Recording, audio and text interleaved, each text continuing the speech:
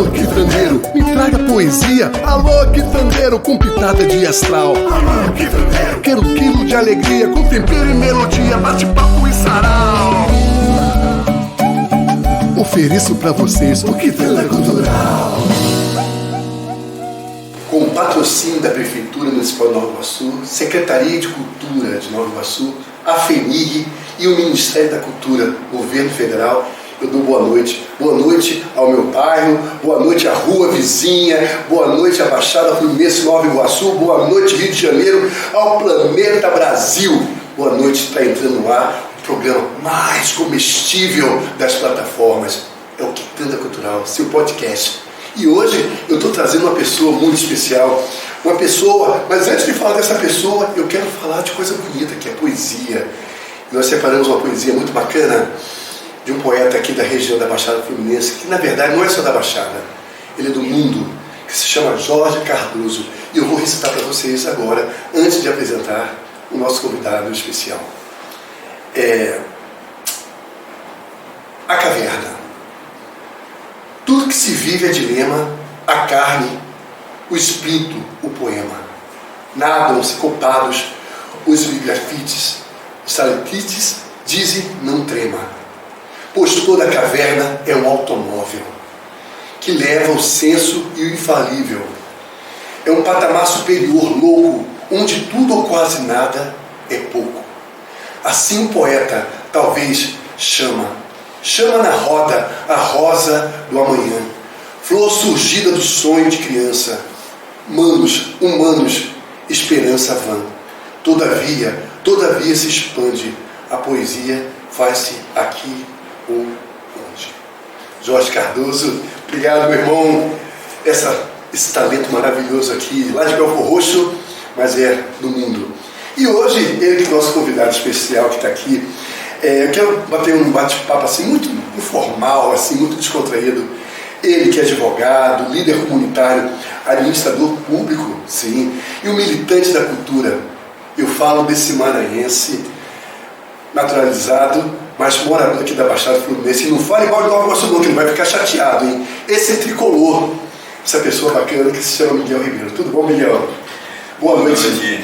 Boa noite, Daniel. Boa noite a todos que estão acompanhando o podcast aqui da Quitanda Cultural. É uma honra estar aqui com você, Daniel.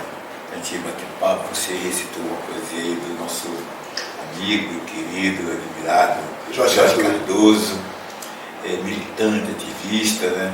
Há muitos anos na nossa cidade. Eu me lembro do Jorge Cardoso desde o primeiro FESTIMAB, né? Sim. Festival de Música Popular aqui em Nova Iguaçu, foi organizado aqui através do movimento popular.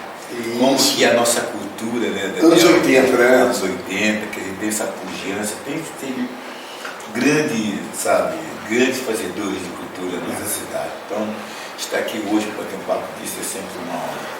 Eu queria saber, logo de cara, quem é Miguel Ribeiro? Daniel, eu sou maranhense, filho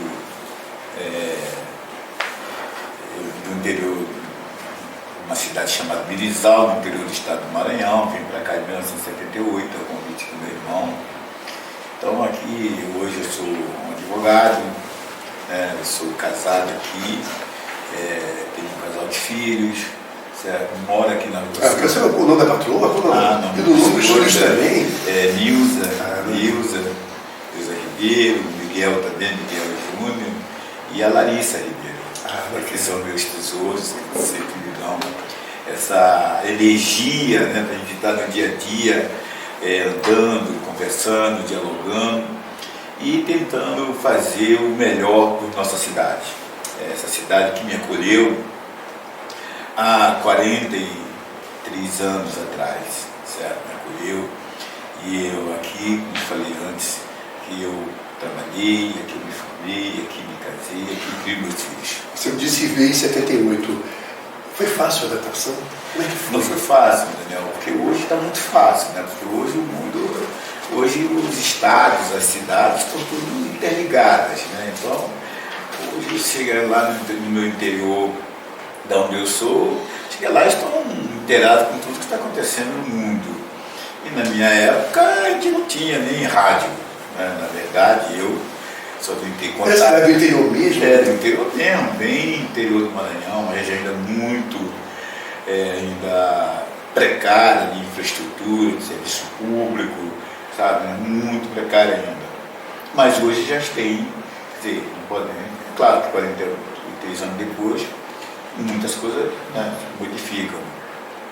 Mas quando eu cheguei aqui, eu não tinha ainda essa correspondência, era através de carta com a minha mãe, né, eu me comunicava em carta, minha mãe era alfabeta. Daqui você mandava a carta e a pessoa, o vizinho, tinha que ler, né, porque ela não sabia, né, não tinha outra forma que não fosse assim, não tinha outra forma, né, só depois é que colocaram um post de telefonia que a gente ligava para lá, avisava que ia ligar no dia seguinte, ia dar um recado e tal, no dia seguinte a gente fazia aquela comunicação rápida. Então, essa é um pouco da história de onde eu vim, entendeu? Na adolescência, Miguel, você integrou um Grêmio Estudantil. Posso dizer que foi ali que de repente começou essa questão de liderança, essa questão de já se envolver com política? Tem a ver, sim, mas tem um fato que é importante registrar antes, que me conduziu a essa agenda pública, política. Eu, por exemplo, eu vim, como eu falei antes, através do meu irmão. Sim. E Daniel, é bom registrar que esse meu irmão, certo? Eu só conhecia aos 18 anos de idade, certo? Porque quando a minha mãe se separou do pai dele, certo? Ele foi viver com o pai dele em Manaus. E depois, quando ele veio para o Rio de Janeiro, depois já bastante tempo, ele resolveu ir um Dia das Mães lá para visitar minha mãe. Então aí então que eu conhecia, eu tinha 18 anos de idade. Né? Ele teve influência nessa questão? Sim, ele que me trouxe para cá. Aí ele me convidou, se eu tinha interesse de vir, eu já trabalhava lá. E eu disse, olha, eu tenho desde que eu tenho a oportunidade de estudar. É o que eu queria, porque lá só tinha até a 4ª série primária. E ele falou para mim que ele estava se formando, que eu viria tomar conta do comércio dele, do negócio dele, e que assim que ele se formasse eu iria estudar. E assim foi. Então, foi em 1900, isso aconteceu assim. E eu, quando eu cheguei aqui, eu comecei a ler muito um jornal chamado Jornal dos Esportes, eu acho que é da tua época ainda. O Rosa, né? Que é o Rosa, né? E aí eu lia tudo de futebol, desde primeira divisão, a amador, tudo que tinha de futebol eu gostava. Eu já entendi que foi ali que você começou a gostar do Fluminense. Não, o Fluminense eu gostei até um pouco antes, porque eu sou Sampaio Correia em São Luís do Maranhão, então são 4 cores. E aí no dia que o Rivelino estreou no Fluminense, sim, eu assisti aquele jogo, eu estava em São Luís, assisti aquele jogo pela televisão. Sim. E aí quando eu vi o Fluminense e o Rivelino, eu me apaixonei pelos dois. E a partir dali eu virei tricolor. Essa é a história de ser tricolor, que não consigo deixar de ser, né? Sim. Então, quando eu falava assim, essa influência de 78, como que eu até me... Você fez a pergunta que acabou... Do Grêmio Estudantil. Sim. Aí, quer dizer, a partir daí, ele me incentivou a ler, Miguel, ao invés de você ficar lendo o Jornal dos Esportes, só vai falar de esporte, passa a ler outro jornal, que você vai ler esporte e vai ter outras informações. Sim. Certo? Aí eu passei a ler o Globo e o Jornal do Brasil. Certo? E aí eu passei a ler e gostar. Então, a partir das informações que aconteciam e tal, aquilo foi me interessando. Foi quando, dali eu venho, em 1982, eu venho estudar aqui no Monteiro Lobato, fazer o meu ensino médio, certo? E naquele ano eu tive os primeiros contatos com representação de turma, e ali comecei a engrenar. Legal. E, bom, eu já vi que você estudou na escola pública e a faculdade de Direito. Foi a primeira faculdade? Foi que você quis? Por que Direito? Por que você... Porque eu me inspirei no meu irmão. Meu irmão era advogado, e sempre dialogava comigo e tal. Eu não sabia por onde caminhar, mas eu via assim, a fala, o interesse dele, E aí aquilo começou a me despertar, eu comecei também a estudar sobre aquilo me estou a fazer a faculdade de Direito. E você fez aonde a faculdade? Fiz aqui na cidade de Iguaçu. No UNIG, né? Aí eu depois fiz minhas especializações em Direito do Consumidor e Direito do Trabalho. E quando é que você entrou verdadeiramente, Miguel, no universo da política partidária, no universo dessa política? Eu já na faculdade? Não, antes, porque quando eu era líder estudantil, eu fui abordado por várias personalidades da política, que era ligada ao setor da resistência democrática, da resistência, né? E aí me procuraram e, como você conhece essa expressão muito bem, eu fui cooptado para a célula dos estudantes, né, do partidão.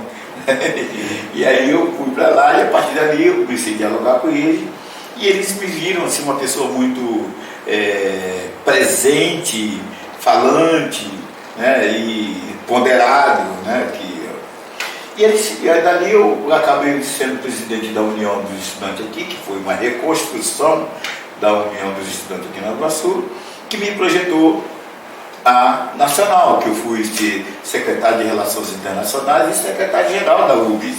Aí um ano eu fui candidato a presidente da UBS, lá no Congresso em Goiânia. Aí eu tive a oportunidade de visitar alguns países, representando a União Brasileira dos Estudantes Secundaristas. Viajei ao Brasil, ajudando essa articulação. Na verdade, foi uma escola, né? Sem dúvida, eu digo assim, eu não aprendi todos os anos que eu passei pelos bancos escolares, não aprendi tanto quanto esses anos que eu vivi essa experiência, entendeu? Viajando no Brasil e dialogando com a sociedade, os jovens, né? Que uma das bandeiras de luta dos estudantes daquela ocasião era o passe livre nos ônibus, né, do transporte. A maior bandeira que é a bandeira, a principal bandeira era a Organização do Estudante Livre, porque antes era aquele CCE, né, que era orientado pela direção da escola, era a questão do ensino público e gratuito, que ainda ainda, mas hoje em outras circunstâncias, né, mas naquela era muito presente essas reivindicações.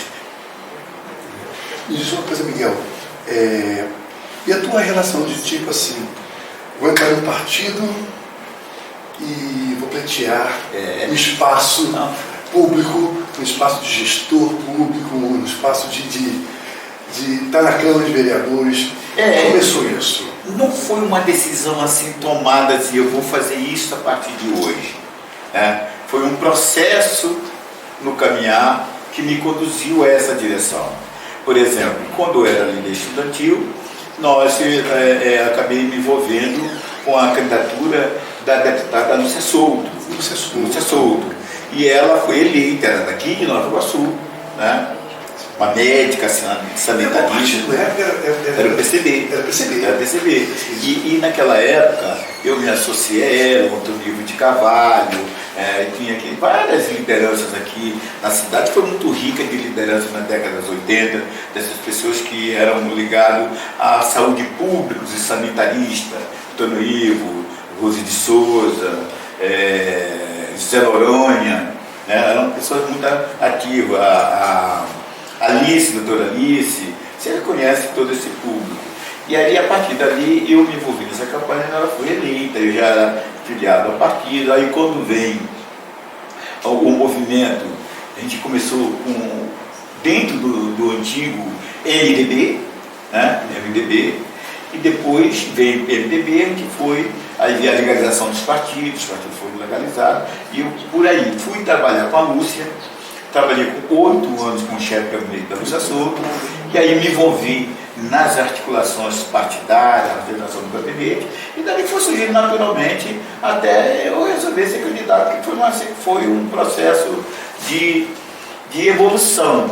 E você sabe que em 2008 eu estive na Câmara, né, eu passei lá 6 meses, eu era primeiro suplente, e o mandatário foi cassado, eu assumi o lugar dele. Foi cassado não porque naquele ano entrou aquela questão da fidelidade partidária, que podia mudar de partido, então a pessoa foi cassada e eu assumi a vaga lá 6 meses. Então, de lá para cá,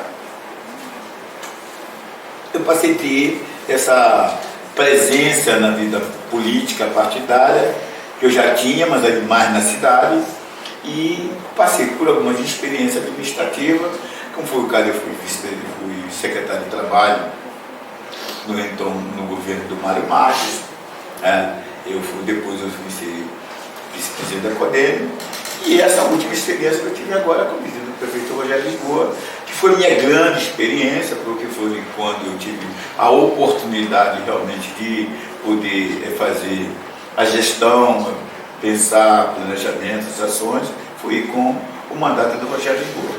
Dessas 3 experiências na gestão pública, qual você se identifica? Todas foram interessantes na construção política do Miguel Ribeiro, mas qual dessas 3 você se identifica mais no sentido de, pô, aqui eu acho que é o meu lugar, porque isso... Essa pergunta é muito rica, é muito interessante, sabe? Sabe por quê? Eu sempre fui um militante político, né? Desde quando eu falei aí do meu sala de aula, eu comecei a fazer essa militância popular, comunitária, estudantil, etc., e depois partidária. Mas eu não tinha uma pauta assim definida, a gente era generalista, né? A gente sabia de tudo, achava que sabia de tudo e queria dar opinião sobre o planeta, entendeu? E com a minha vinda para a FENIG, eu me identifiquei com uma agenda, algo que eu já transitava, eu já conhecia os movimentos, mas eu não tinha essa presença como militante no movimento cultural. Não era um militante, sim, certo? Mas eu identificava. Quando eu chego na FENIG, eu passei a ter essa relação direta e a partir dali eu fui direcionando algumas ações voltadas para essa questão da cultura e da educação. Nós fizemos a primeira Olimpíada de Matemática do Ensino Fundamental 2, nós fizemos aqui no Nova Iguaçu, que serviu de experiência para o Ministério da Ciência e Tecnologia. Bom, é bom falar, as pessoas que estão em casa, que estão assistindo, não sabem o que é a sigla FENIG, Fundação Educacional e Cultural de Nova Iguaçu. Então, envolve a questão educacional, envolve a questão da cultura, envolve tudo junto. Então, quando a gente chega lá, que a gente se depara com o programa o artesanato, que não tinha nada, era era destinada essa responsabilidade da FENIG, mas não tinha uma coisa planejada, né? Então, quando a gente se depara lá, quando a gente se depara com o movimento literário, que a gente conhecia todas essas pessoas que fazem esse movimento, eu já conhecia antes, mas eu não tinha esse relacionamento de ação conjunta. E estava solto, né? Exato. Solto, falta de repente o poder público contribuir para aglutinar essas pessoas e de repente formar. E aí a minha gestão lá acabou eu tendo esse contato direto e a partir daí tentar fazer essa articulação. Ainda bem que o secretário Marcos Monteiro, eu tenho um bom diálogo, nós sempre procuramos fazer nossas ações sempre muito conjunto, assim como a professora Maria Regina, secretária de Educação, eu tenho também um bom relacionamento. Na verdade, eu tenho... O Marcos, o secretário de Cultura, ele é sensível a essa relação e percebe, eu acho que o Marcos já percebeu a tua boa vontade de sempre estar junto, contribuindo um com o outro, né, na verdade. Daniel, falta uma transversalidade ali, secretaria, né? Daniel, eu sou um servidor público, né? Eu sou um servidor público, sou um cargo de confiança, quer dizer, era até dia 5, né, um cargo de confiança, agora eu estou afastado, eu consegui a minha exoneração em razão da legislação eleitoral, certo? E aí, mas eu tenho, como servidor público, eu tenho a obrigação de prestar o serviço público de qualidade. E o governo, quanto mais diálogo tiver entre si, melhor ele vai entregar. E isso é uma das vertentes do Rogério, uma das coisas do Rogério, é que a gente procura, não tem disputa entre os secretários, não existe. Pode ter um arranjozinho aqui, outro lá, que vai para de novo. Mas não há disputa. Então nós todos remamos na mesma direção. O líder é o Rogério, que é o prefeito, e nós somos colaboradores para que o governo entregue aquilo que a cidade espera da gestão pública. Né? Então esse é meu olhar. E isso, com essa minha relação e essa minha experiência de gestão, me conduzia, ou eu dizia assim, a gente tem uma pauta, temos uma agenda. Nós temos uma agenda. E a cidade precisa de ter alguém que possa dialogar com esse público. Então tem a cultura, tem a literatura, tem o movimento de artesanato, sabe? Tem várias ações tem várias ações que precisam de uma voz interlocutora, entendeu? Então eu me identifiquei a partir daí. Claro que nós temos várias e várias outras demandas. O movimento de capoeira, rapaz, eu nunca imaginei que na cidade tivesse tantos grupos, tantos coletivos, tantas escolas de rodas de capoeira. Tem muito mestre, contramestre, mestrando, professores. É um movimento incrível. Você falou uma coisa, tem várias pessoas que realmente podem levantar a bandeira da cultura, mas Miguel, tipo assim, eu acho que o artista é um ser muito sensível. O artista é um ser muito sensível, que percebe quando há verdade nas palavras, no olhar, no comportamento da pessoa, né? E eu acho que você se tornou naturalmente, frente à FMIG, Miguel, um gestor que passa essa imagem de verdade, que está ali, não é só para querer ganhar votos da classe artística, mas é uma pessoa que entende a importância da cultura no seu dia a dia, como um instrumento de transformação.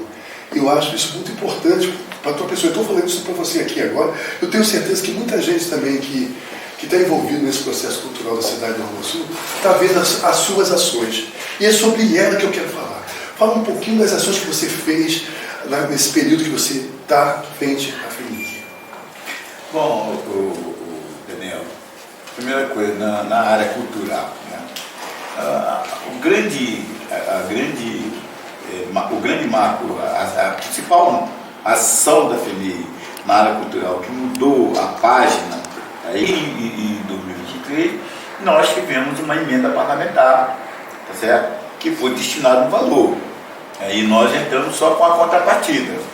Nós, que eu falo, a prefeitura, através da FMIG. Nós entramos com a contrapartida. Este ano o financiamento está sendo tudo do município. A prefeitura do Brasil está com toque e reduziu um pouco, porque o recurso foi próprio. O recurso próprio a gente reduziu um pouco. Mas claro que a gente manteve o formato e uma das ganhos que foi o Festival de 2023 é a descentralização das ações, levando em consideração o nosso tamanho territorial, nossos bairros, cidades. Isso é muito importante, né, Miguel? Porque, culturalmente falando, as coisas sempre são direcionadas para o centro do Nova Iguaçu. Porque a gente tem acha que o centro acaba se concentrando, né, público de todos os outros bairros principais. Mas acontece que não é mais assim. Os bairros hoje têm sua vida própria. Perfeito.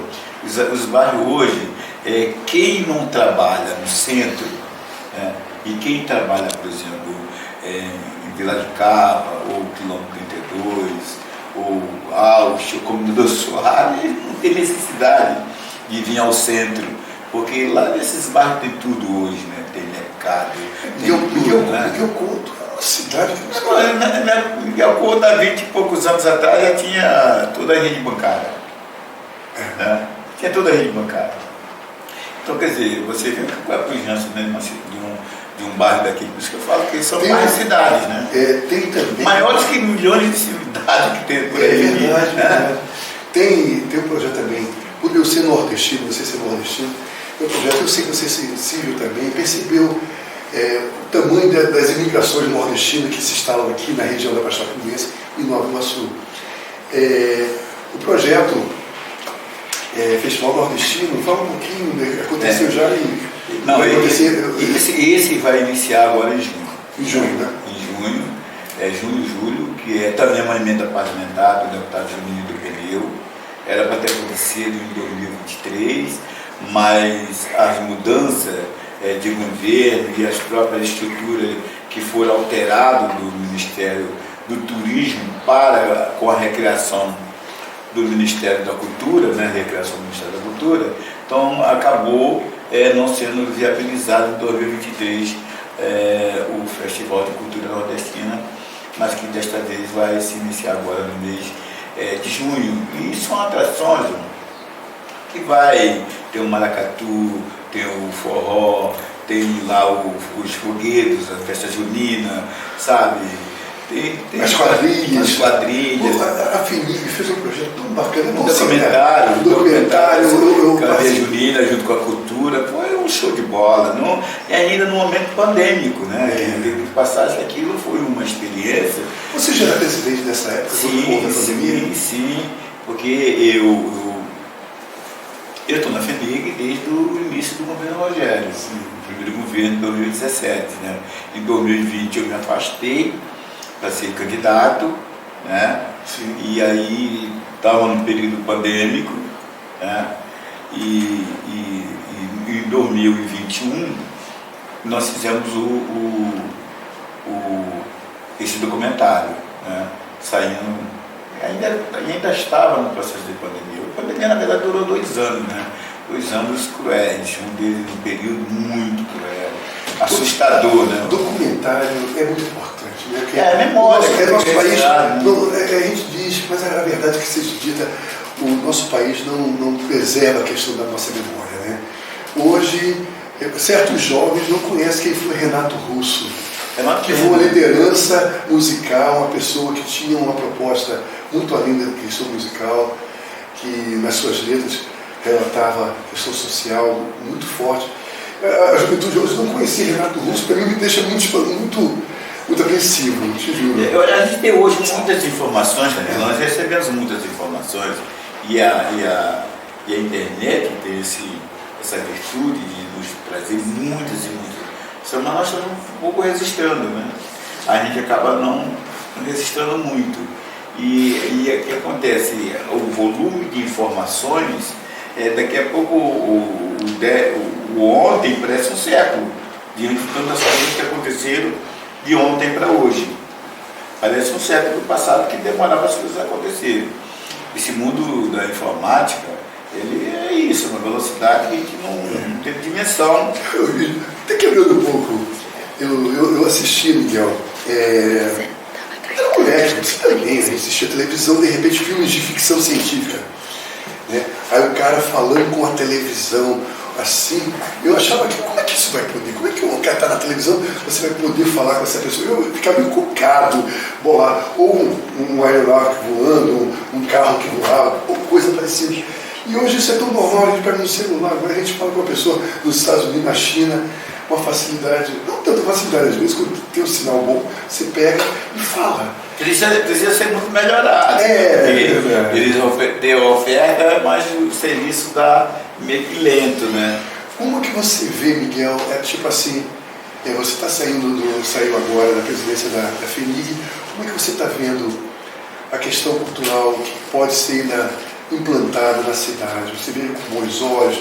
Você acha que de repente é importante ter um fundo municipal de cultura, que possa ter o dinheiro lá para poder trabalhar com Eu acho que esse, o Fundo Municipal de Cultura, não vou te dizer com 100% de precisão, mas ele já existe, estava dependendo apenas de detalhes na regulamentação. O Marco Monteiro tem se empenhado muito, porque isso é muito importante, assim como há os fundos de saúde, o fundo do meio ambiente, que já está regulado, tem fundo de assistência social. Ter o fundo de cultura é muito importante. É legal você falar sobre o E até o Sistema Único da Cultura. Sim, agora o Lula assinou em Recife, que dia que foi, se não me engano, foi quarta-feira, não? Semana passada, O Lula assinou em Recife, agora existe o fundo, um Sistema Único de Cultura. Sistema Único de Cultura. Isso é muito importante, porque de repente vai estar muito mais interligado a questão federal, com o estadual, com o municipal, as coisas andarem. A gente tem uma visão meio que muito distorcido de gasto e investimentos. E sempre que a gente fala nisso, porque que a gente sempre associa investimento à infraestrutura.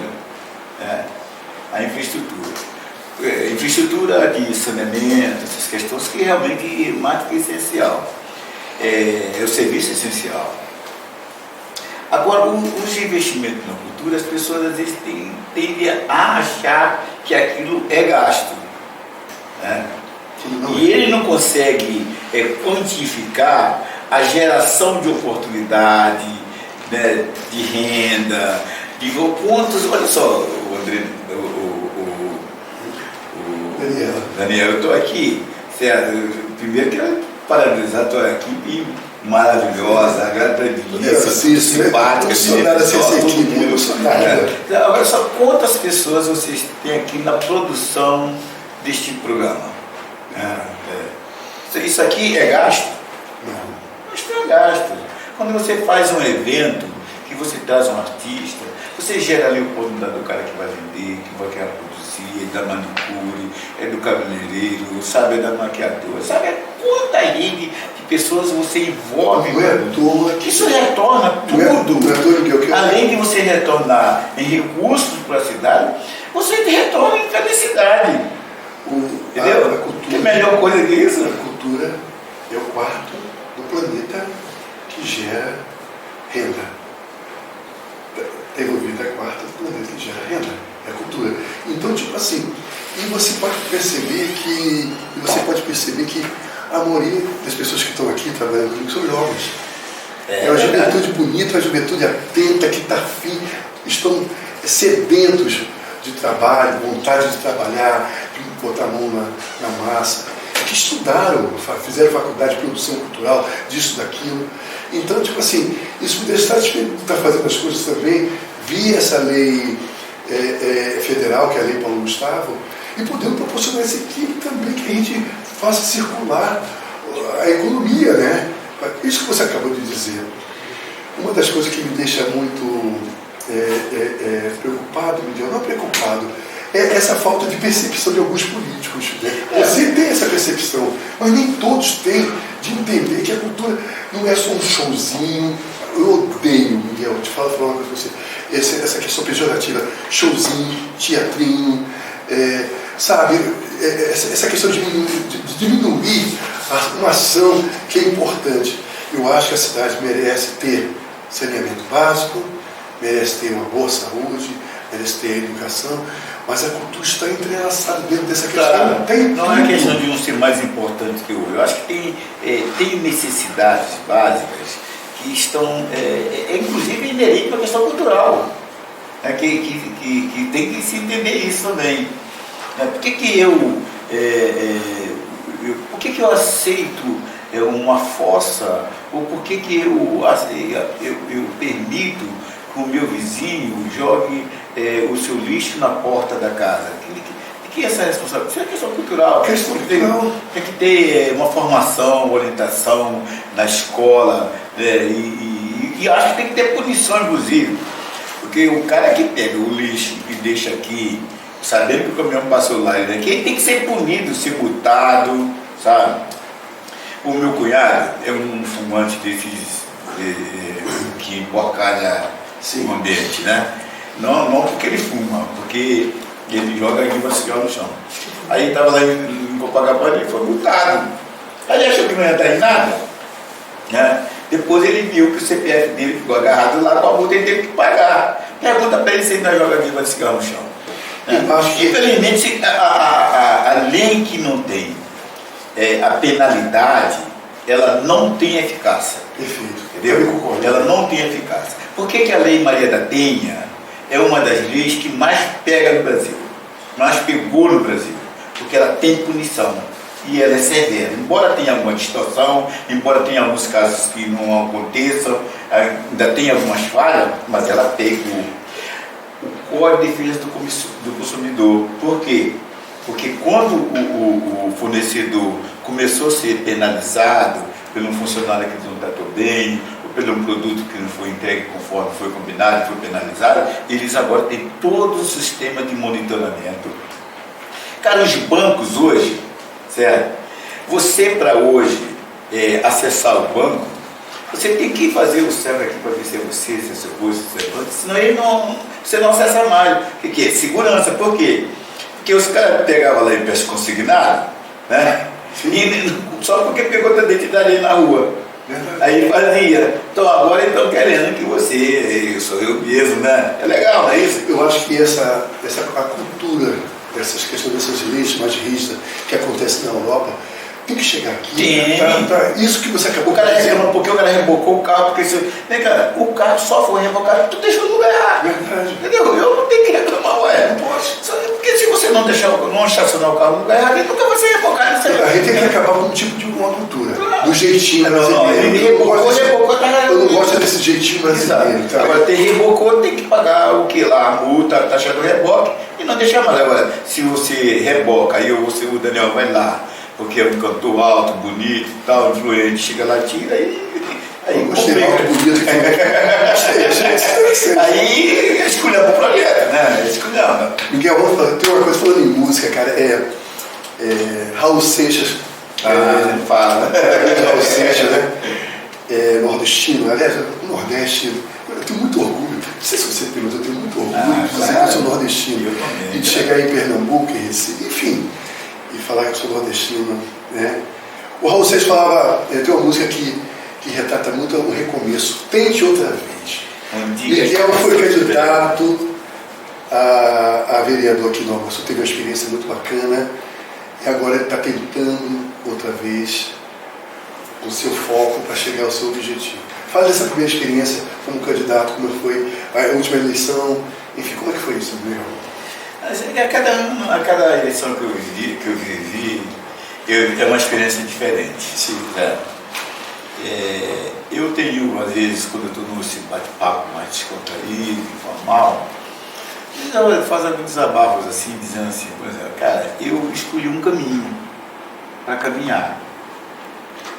Porque tu falou influência, ou pode até ser da minha competência, mas que eu também não tenho influência para resolver. Então eu escolhi esse caminho, então esse caminho é mais difícil. Mas é um caminho que eu venho trilhando e o que me deixa assim, muito orgulhoso e satisfeito, seria orgulho, não é de orgulho, mas é de satisfação, é que eu não tenho atrás legião de atiradores, em razão das minhas falsas promessas. Entendeu? Então esse caminho é mais difícil, porque você fazer política num formato muito da promessa, do poder econômico, né, ditar as regras de uma forma em que o diálogo não é a coisa mais valorizada, as ideias não são valorizadas. Como é que você pode ter candidatos que não sabem o nome do partido que está afiliado? Muito menos se esse partido tem o que é o estatuto, o que é. Não sabe. Não sabe o orçamento da cidade. Como é que pode? Não vai dar certo. Pode ser eleito, mas não vai ser eleito com o propósito da qual ele deveria estar sendo. Cara, eu acho que existe as pessoas, a TV, a imagem, a mídia trabalha muito a imagem e pouco conteúdo da pessoa. Está invertendo o processo, quando na verdade deveria ser o conteúdo ser mais forte que a imagem. Quando você publica um negócio que tem não sei quantos toques e ninguém mais lê, é impressionante. O Twitter virou, que agora é o X, né? Ele virou o maior, como se diz, pelo número de palavras. Impressionante. Tipo assim, eu acho que as pessoas têm que ter essa preocupação hoje em dia de buscar um candidato que tenha conteúdo, que tenha proposta. E tem facilidade hoje, cara, que hoje, antes era poucos que tinham dinheiro para pagar outdoor, pagar um programa de televisão, então economicamente ficava inviável, tá certo? Sim. Mas hoje, meu amigo, você não vai aí, se você quiser pesquisar a minha vida, sua vida, qualquer vida, aqui te descobre na hora. Independente de estar na frente aqui do Miguel, que eu acho que o Miguel vai falar daqui a pouco sobre também a próxima campanha que já está entrando. E você de casa, você que está assistindo nosso programa, vamos dar uma analisada bacana das pessoas que têm conteúdo, que têm proposta, sabe o que está fazendo, para onde eles querem ir. Se identifique com as propostas dessa pessoa, pelo menos mais do que o dinheiro que está se pagando, o investimento que está se tendo nas suas respectivas campanhas, porque uma tem mais campanha, dá mais visibilidade do que outra. Aprenda a votar de uma forma que tenha conteúdo, aquilo que você está querendo, sabe?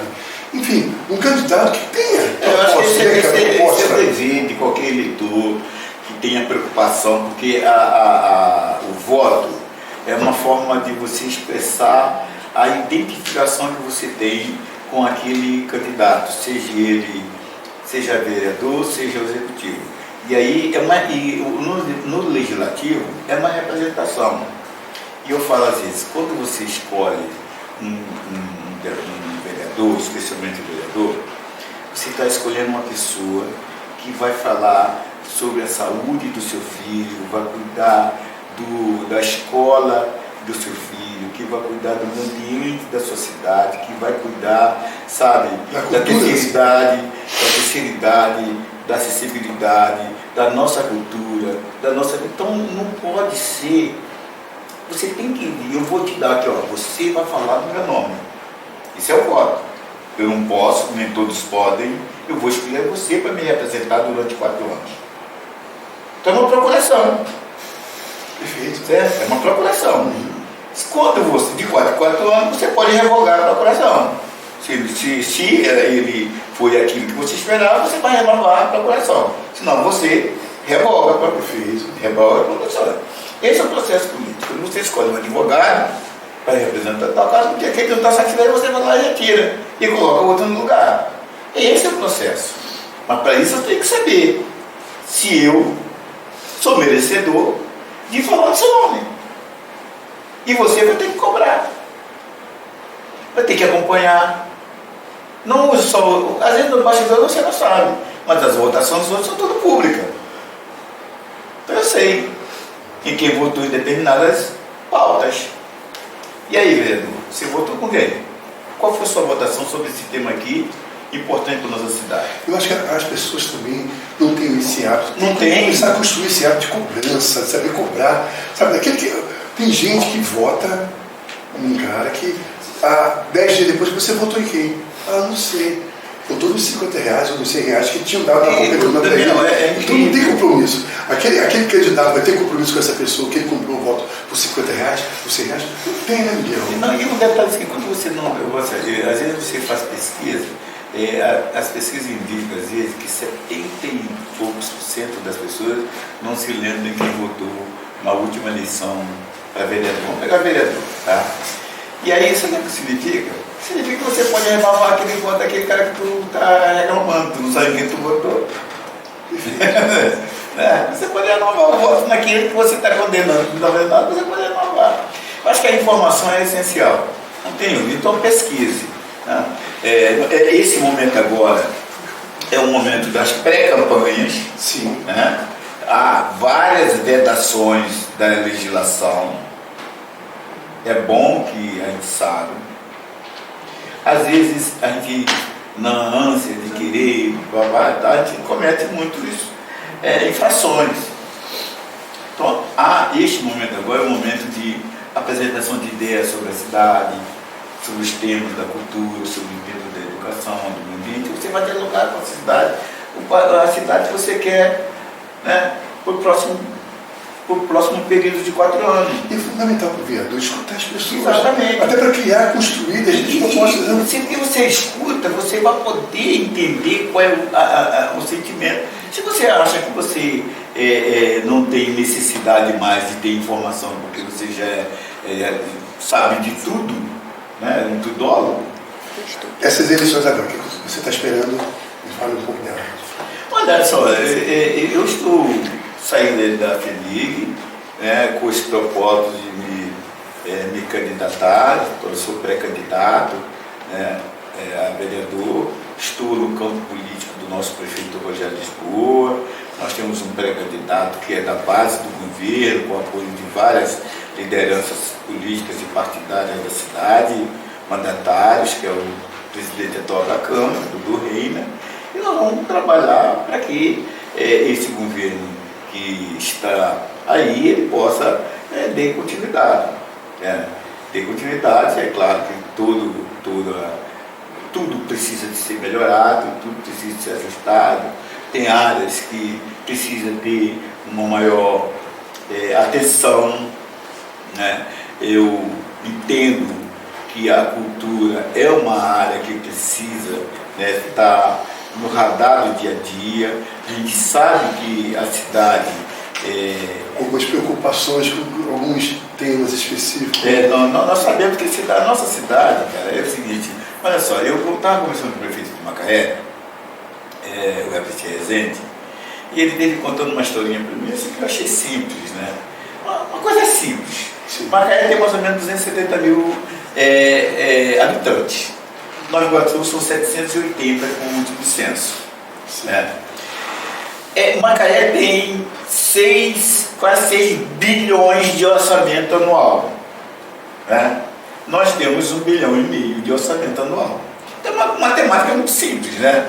Muito simples. Você tem 1/3 da população, né? Com 4 vezes o orçamento. Então, a cidade de Macaé, então você pega Maricá, é outro lugar. É outro exemplo desse. Essas regiões que tem o royalties do petróleo com maior fonte de recursos, ela tem hoje uma pujança econômica e não diferente. Então a nossa cidade tem essa região urbana, rural, e ainda com muita precariedade de infraestrutura, embora o Rogério esteja entregando muitas obras, ainda vai entregar, todo esse corredor aqui da Estado de Madureira está sendo beneficiado de obras, Prado Verdes, toda aquela região de 32, ainda vai ser entregue muito da rua. Você anda na região de Cabo Sul, você vê a quantidade de ruas pavimentadas, saneadas, que foram feitas no governo do Rogério, mas mesmo assim há muita dificuldade, muitas ruas ainda que precisam ser tratadas assim. Então a pessoa tem dificuldade em entender que como é que você vai retirar o dinheiro daqui para botar aqui se aqui a pessoa ainda está pisando na lama, né? Então tem essa dificuldade. A outra coisa, nós passamos basicamente, o primeiro mandato do Rogério foi pagando conta, entendeu? Que essa cidade pegou 600 milhões de dívida, uma cidade que tinha um orçamento na época de 1 milhão, você pegou quase um orçamento anual de dívida. Então, como é que você resolve isso?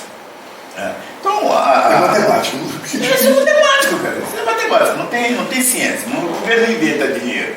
O governo, quem paga... O país viveu uma crise econômica, financeira. A pandemia, contribuiu enormemente. Agora que você... Então, todos nós fomos muito sacrificados nessa primeira travessia do primeiro ano do Rogério. Então, há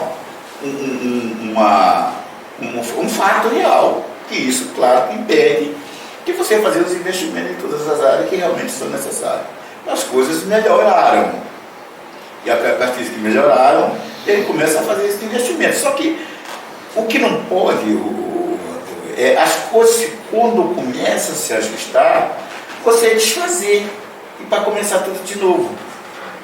Isso que não é que é ruim. Porque, olha só, quando você muda um governo, mas quem entra, né, tem a percepção que das coisas que estão dando certo merece-se dar continuidade, isso é uma coisa.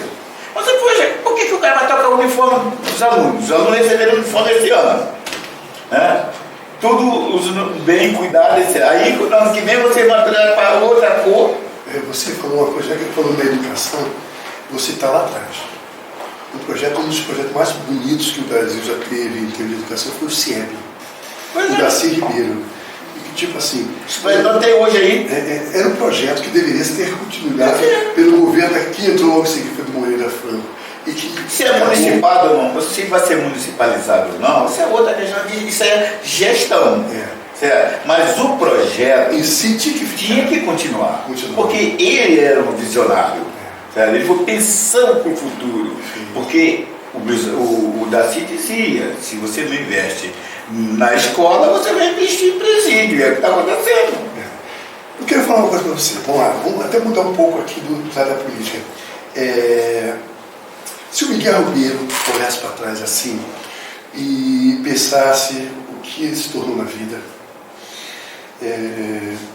fale para mim qual é a sensação dessa trajetória. O que você tem orgulho do Miguel Ribeiro, das ações que o Miguel Ribeiro já fez na sua vida? Daniel, é uma coisa muito difícil a gente falar da gente, né? É muito difícil, mas eu tenho orgulho da minha trajetória como toda, né? Mesmo naqueles momentos mais difíceis da minha vida, né? Que às vezes ia na casa de um amigo, na hora do almoço, na hora da janta, até para me alimentar, mas isso faz parte de uma trajetória de vida, certo? Então eu tenho assim, digamos assim, com a experiência que eu tenho hoje, eu poderia dizer assim a você que é difícil a gente falar de algo que eu sei que não tem como fazer, né? Então é um imaginário, né? O fato que toda a minha trajetória me sumou para ser esse homem que aqui está hoje, esse cidadão que aqui está hoje. Então foi com os acertos, com os erros, com a dificuldade, né, com tudo isso. Eu acho que eu tive uma felicidade enorme de ter construído uma família com muita segurança, com muita base, ter investido nos nossos conhecimentos, sabe? Talvez uma das coisas que mais acertada que eu fiz na minha vida foi de ter investido no meu conhecimento, no conhecimento dos meus filhos, na minha esposa, que ajudou a gente a construir isso, sabe? A gente sempre foi muito associado, as nossas decisões sempre foram decisões muito conversadas e decididas em conjunto, desde a criação dos filhos, como das nossas decisões de tomada de coisa que nós vamos fazer no futuro. Então isso para mim, essa que já são 33 anos, né? Casado? Casado, não, 33 anos agora que eu vou fazer. Parabéns, Nada. Parabéns. E agora, essa semana agora está vindo. Atual Miguel, 33 anos. Pois é, está programado da manhã para ver a minha primeira neta, né? Que coisa boa. Eu tenho um netinho também, de 5 anos. Eu tenho um netinho de 5 anos que eu me apaixonei. Embora eu tenha 64, né? Mas eu construí família já bastante cascudo. Eu vou falar uma coisa para você. Recentemente eu recebi um prêmio Alberto, aqui da cidade que eu assumi, da secretaria, enfim. Fiquei honrado por ter recebido esse prêmio. E uma das coisas que eu falei no discurso foi o fato de aqui uma vida só. E quando eu aprendi qual era o meu papel aqui nessa vida, me tornei uma pessoa muito feliz. Qual é o papel do Miguel nessa vida? Eu acho que eu vejo assim, cara, a importância do ser humano, sabe? Para a gente conviver em harmonia em um ambiente, numa sociedade, com tanta diversidade. Eu acho que o respeito à diversidade, né, do pensamento, do agir, ele é fundamental. E eu, quanto ser humano, eu acho que a minha contribuição é entender isso e oferecer isso, entendeu? Eu não posso pegar o ódio, pegar desordem, sabe? Eu, às vezes, as pessoas... uma vez o cara chegou para mim adolescente e falou assim, Daniel, falou assim, Miguel, olha, eu vou te falar uma coisa seguinte, olha, você está caminhando ainda, mas tu tem uma coisa, tu tem que parar de ser bobo. Porque às vezes você faz as coisas com o cara te sacaneia, isso é a expressão que ele usou, te sacaneia e depois você não está nem aí. Mas eu vou mudar. Como é que eu vou fazer isso? Você consegue mudar assim, ó, a partir de hoje eu quero ser diferente? Não. O que acontece? Experiências que aconteceram negativas, né, você vai procurar não repetir, né, que se trouxe um dano, você vai procurar, mesmo que seja para você individual ou algo que tu fez que atingiu alguém. Se você considerou que aquele ato ali não foi, sabe, saudável, não foi humanizado, então você não pode repetir ele, tem que se corrigir. Então está se corrigindo diariamente, é o seu desafio. E eu, Daniel, tenho uma virtude que eu circulo no meu ambiente, das pessoas que colaboram comigo, com pessoas de diversas faixas etárias. Mas jovens, daqui a eles aqui, ó. Tem muitos jovens, e eles têm uma linguagem própria da atualização, né, que eu tenho que me esforçar. Eu confesso a você, eu tenho que me empenhar para entender o que eles estão falando. Às vezes eu vou no grupo, ali meio que precário, mas...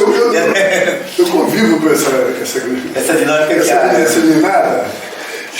Sim, eu tento entender. É uma outra linguagem. é uma outra linguagem. Ontem a Isis fez um negócio assim, operacional no meu computador, que eu estava querendo ir por um outro caminho, que é o caminho que eu aprendi, né? E aí, ele, pô, mas é muito rápido, né? Mas então eu não vou conseguir repetir aquela operação. Só se eu fizer várias, que vai. Porque eu não tenho meu caminho, entendeu? A mesma coisa é o seguinte, o meu caminho esse, é do diálogo, é do ouvir, é da sensibilidade, entendeu? Tá, minha ferramenta. Eu vou te fazer hoje, agora, a pergunta derradeira do programa. Miguel é candidato, setor cultural também, uma das bandeiras que o Miguel está levantando. O futuro da Baixada, o futuro do Nova Iguaçu, na questão cultural, Miguel na Câmara de Vereadores. Nós temos... Olha só, deixa eu pensar, quando eu me propus a ser pré-candidato, como eu falei, que saio da fundação com esse propósito, eu saio desse propósito que eu trouxe uma bagagem comigo, uma experiência vivida, como diz a língua testada, e percebi que dentro dessa experiência vivida, o que a gente pode ir, e o que a gente pode ampliar, que pode melhorar, o que precisa ser corrigido. Eu percebi isso. E eu tenho que entender que tudo nosso, antes do executivo entrar em ação, tem um legislativo. Porque o legislativo é que debate o orçamento da cidade. O prefeito manda a proposta orçamentária e o legislativo vai debater, vai emendar, vai alterar, vai sugerir, vai incorporar. Então, esse movimento cultural, esse movimento do artesanato, da literatura, sabe, da educação, sabe, do movimento de capoeira, esses movimentos precisam estar inclusos dentro do que a gente fala, o cérebro da questão que é o orçamento. É uma questão pura. Porque quando você vê isso, quando você traz esse debate, você incorpora ele na sua agenda. Há essa necessidade. E uma das coisas que eu consolidando minha candidatura e vim ser eleito, eu quero ser esta voz, com essas experiências dentro do legislativo, para ser um interlocutor desse movimento cultural, do movimento literário, do movimento do artesanato, do movimento todo esse movimento cultural da cidade, da educação, dentro da Câmara de Vereadores. Se fala, comunicar com o prefeito, porque eu acho que há muita coisa boa nessa cidade. E os movimentos sociais, as organizações não governamentais, que fazem muita coisa, que vê tantos centros sociais por aí, da produção cultural. Cara, voltando lá, eu sei que já está encerrando, mas o Festival de Arte de 2023 revelou, Daniel, quantos talentos essa cidade tem que produzem e que não estão inseridos dentro do calendário cultural tradicional. Por estarem em bairros distantes. Por estarem em bairros distantes, entendeu? Então esses movimentos precisam ser vistos. Então você tem que ter rede de comunicação que se dialogue com esses movimentos que estão vivos na cidade. E não são poucos, são muitos, entendeu? Bom, gente... Espero que eu possa ser... Eu espero que a minha pré-candidatura possa ser consolidada, dentro que a convenção eleitoral, a gente tem que ter esse cuidado, que ninguém é candidato ainda, todo mundo são pré-candidatos. Os candidatos só serão quando vier o período das convenções, que é entre 10 e 30 de julho. Perfeito. Certo? Bom, gente, a vocês que acompanham o Quitanda Cultural, um prazer hoje. Miguel, toca aqui. Meu grande amigo, Miguel Ribeiro, esse advogado, liderança dos movimentos de bairros, enfim, uma liderança cultural também hoje na cidade de Nova Iguaçu. Prazerzaço, meu pai, ter você aqui. Eu agradeço, Daniel, muito, muito, muito. Eu agradeço toda a sua equipe, todo o carinho que você tem e a confiança, sobretudo. Até a próxima, gente. Quitanda Cultural, próximo convidado, brevemente vocês vão saber. O Quitanda tá no ar. Alô, quitandeiro, me traz traga poesia. Alô, quitandeiro, com pitada de astral. Alô, quitandeiro, quero 1 quilo de alegria, com tempero e melodia, bate-papo e sarau. Ofereço pra vocês o Quitanda Cultural.